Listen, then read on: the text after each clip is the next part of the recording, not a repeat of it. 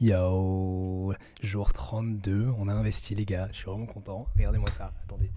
Bon, là maintenant il doit y avoir un bruit horrible, mais du coup, voilà, on a investi. Maintenant j'ai un micro, parce que sachez qu'avant ça, je devais rec sur mon téléphone pour avoir la voix et puis ensuite faire le raccord à l'ordinateur. C'est pour ça que sur certaines vidéos, vous me voyez taper dans les mains, parce que du coup, ça me permettait de faire le raccord son-image.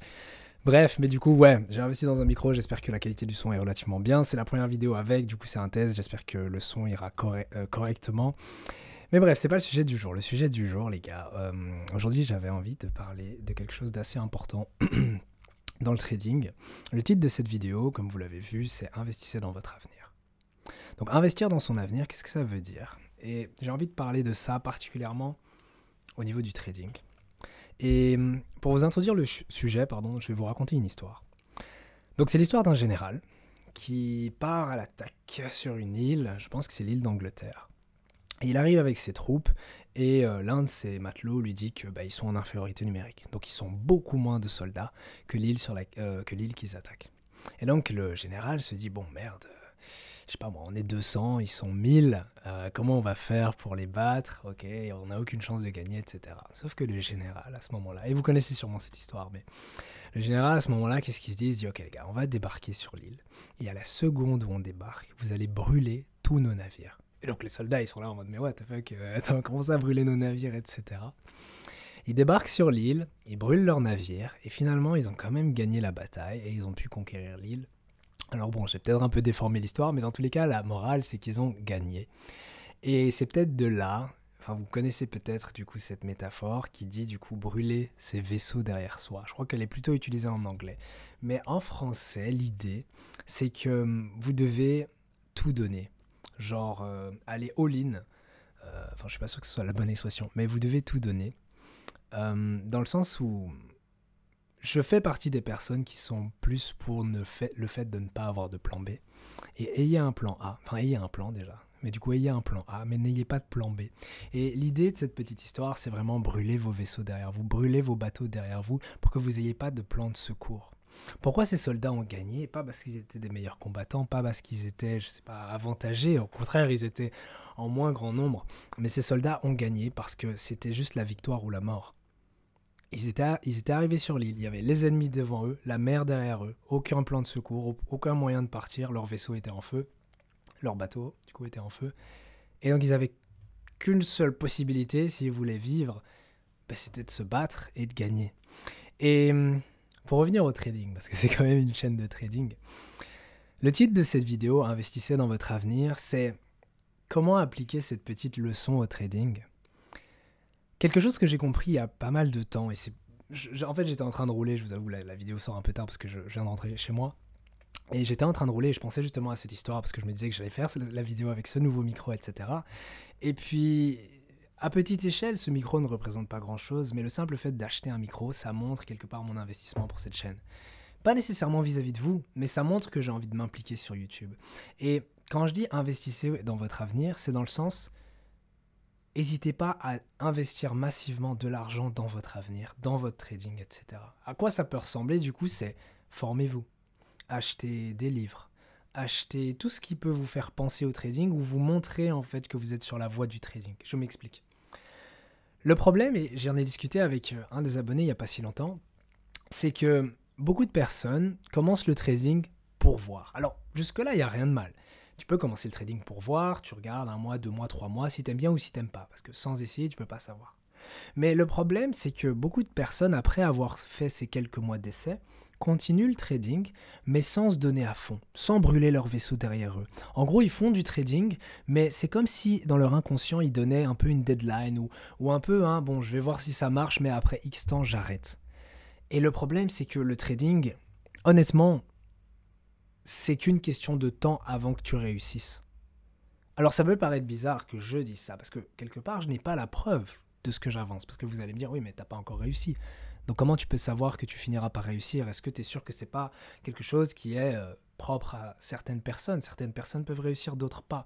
Mais honnêtement, je crois sincèrement, et j'en suis pratiquement convaincu, que la réussite en trading n'est qu'une question de temps. Bien sûr aussi de travail, dans le sens où si tu laisses juste le temps couler et que tu ne travailles pas à ton trading, ça ne va pas aller. Mais ce que je veux dire, c'est la réussite en trading ne s'improvise pas, mais si tu mets les efforts nécessaires, c'est qu'une question de temps avant que tu y arrives. J'y crois sincèrement. Et j'aimerais aussi, à travers cette chaîne, montrer que c'est possible. Mais la leçon que j'aimerais transmettre ici, ou plutôt la chose à laquelle je pensais dans ma voiture, c'est que... Laissez-moi trouver les bons mots, c'est important.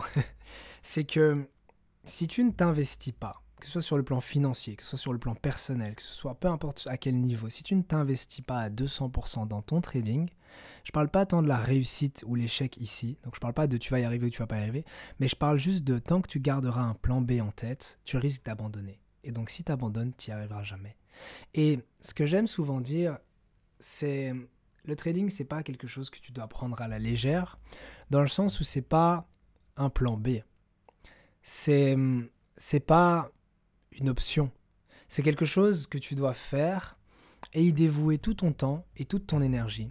J'ai dit tantôt, par exemple, tu achètes des livres, tu achètes des formations. En fait, ce que ça va faire, le fait d'acheter des livres ou des formations en lien avec le trading, le fait de consulter du contenu en lien avec le trading, c'est que ça va renforcer tes croyances vis-à-vis de toi-même, en mode « Ok, j'apprends le trading, je veux être un futur trader, etc. » Alors que si maintenant, et honnêtement, je vais vous poser une question, et bon, on ne peut pas interagir directement malheureusement, mais je vais vous poser une question et répondez-y dans votre tête, et ensuite je vais vous donner la réponse, enfin en tout cas ce pourquoi je vous pose la question. C'est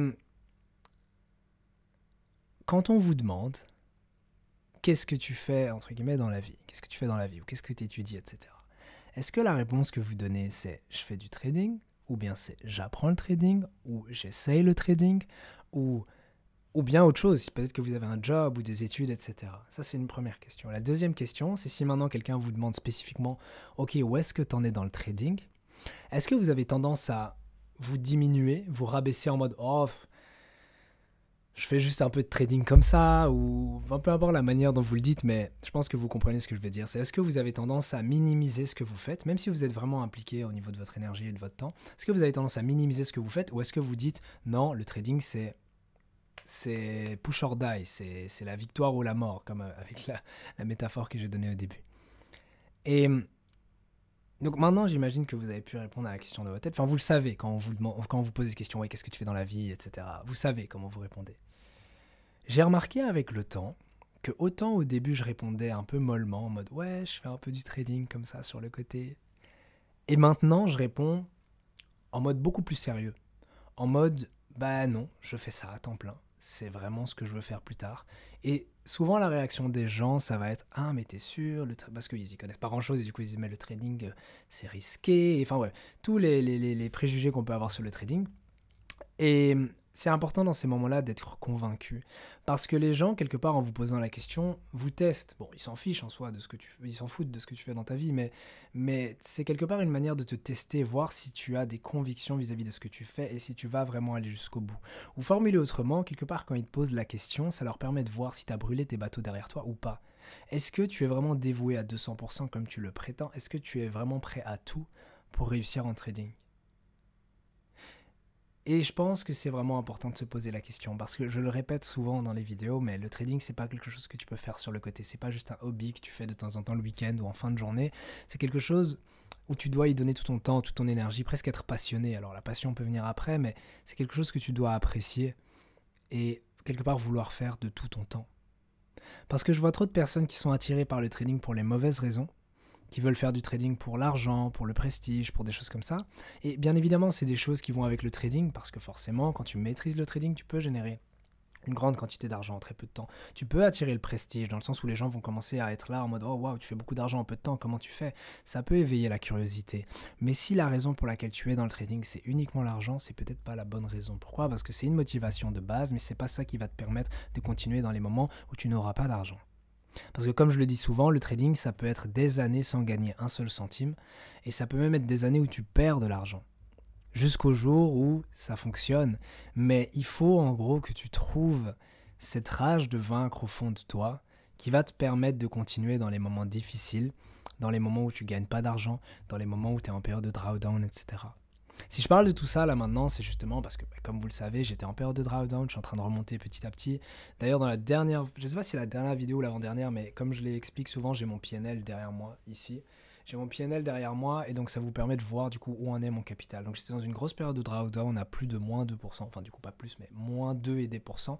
Là, je sais pas si ça se voit, mais du coup là je suis à moins 0,6, donc je remonte progressivement. J'étais à moins 1,8, 1,7, je sais plus exactement, la semaine passée. Mais donc je remonte tout doucement, mais ça va tout doucement parce que du coup j'ai dû diminuer mon risque.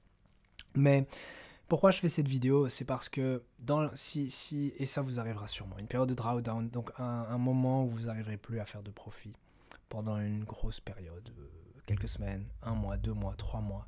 Et dans ces moments-là, vous allez beaucoup vous remettre en question, et vous dire, est-ce que le trading c'est pour moi? Mais pour en revenir à ce que je disais au début, c'est si dans ces moments-là, vous commencez à envisager des plans B, vous allez arrêter, vous allez abandonner. Et encore une fois, ce serait vraiment dommage parce que le trading, c'est qu'une question de temps. Donc, si vous abandonnez, vous perdez. Quand vous vous posez la question, est-ce que le trading c'est fait pour moi? Est-ce que je peux réussir? Est-ce que je peux y arriver? C'est juste, est-ce que je peux... Là, vraiment, la question que vous devez vous poser, c'est simplement, est-ce que je peux tenir suffisamment longtemps que pour y arriver? C'est juste ça qui devrait être dans votre tête. Et vous dire, est-ce que je peux faire 1 an sans profit, 2 ans, 3 ans, 4 ans, 5 ans, même 10 ans? Je me souviens avoir lu un livre, je crois que c'est Day Trading for a Living, ou quelque chose comme ça, ou Trading for a Living. Bref, je sais plus c'est quoi le titre exactement. Mais l'auteur racontait l'histoire d'un de ses clients, du coup, qui apprenait le trading et qui n'avait pas été rentable de manière consistante avant 10 ans de pratique. Il lui a fallu 10 ans et c'est seulement sur sa 11e année qu'il a été rentable. Et je pense que parmi toutes les personnes qui regardent cette vidéo, dont moi, peu d'entre nous seraient prêts à trader pendant 10 ans sans avoir un seul profit. Enfin bref, pour conclure la vidéo, honnêtement, je vous invite vraiment à vous investir dans le trading parce que vous l'avez peut-être vu, mais plus vous allez avoir de choses qui renforcent en fait votre pratique du trading, que ce soit des livres, que ce soit des formations, que ce soit du matériel, que ce soit une chaîne YouTube, pourquoi pas, peu importe. Plus vous avez de choses qui vont soutenir votre pratique du trading, soutenir vos croyances, moins vous allez pouvoir revenir en arrière. Parce que bon, brûler ces bateaux physiquement, il n'y a pas vraiment moyen de le faire. Je ne vous dis pas de mettre le feu à votre maison.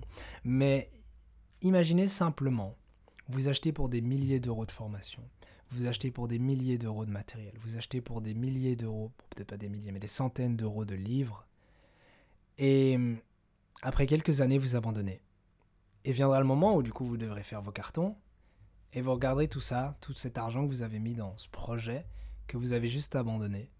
Et à la fin de votre vie, ou dans quelques années, vous regarderez en arrière et vous vous direz, est-ce que ça aurait pu marcher si j'avais été jusqu'au bout? Est-ce que ça aurait pu marcher si j'avais donné 1 mois, 1 an, 2 ans de plus? Si j'avais donné sa chance au trading, entre guillemets. Bref, j'ai pas envie de garder cette vidéo trop longue, mais... je pense que c'est important de temps en temps d'avoir une conversation comme ça un peu plus en dehors des graphiques et juste face to face où on parle de choses un peu plus, je sais même pas comment appeler ça, de la vie, enfin ouais, je sais pas. Bref, j'espère que cette vidéo vous aura plu, j'espère que la qualité du micro est bonne. Si elle l'est pas, c'est pas grave, on s'améliorera dans la prochaine vidéo, je ferai des réglages. Mais du coup voilà, c'est tout pour aujourd'hui. Et on se dit à demain dans la prochaine vidéo. Je suis impatient de faire la vidéo de demain parce qu'on fera la revue de la semaine et je vous montrerai du coup la semaine qui a mal commencé pour moi, mais qui a bien terminé. Et ça fait ma 3e semaine dans le vert. Donc je remonte tout doucement de mon travail d'orme. Je suis content enfin de pouvoir vous montrer quelque chose d'un peu plus positif. Mais donc voilà, c'est tout. C'est tout. Et sur ce, je vous souhaite une bonne soirée. Et je vous dis à demain.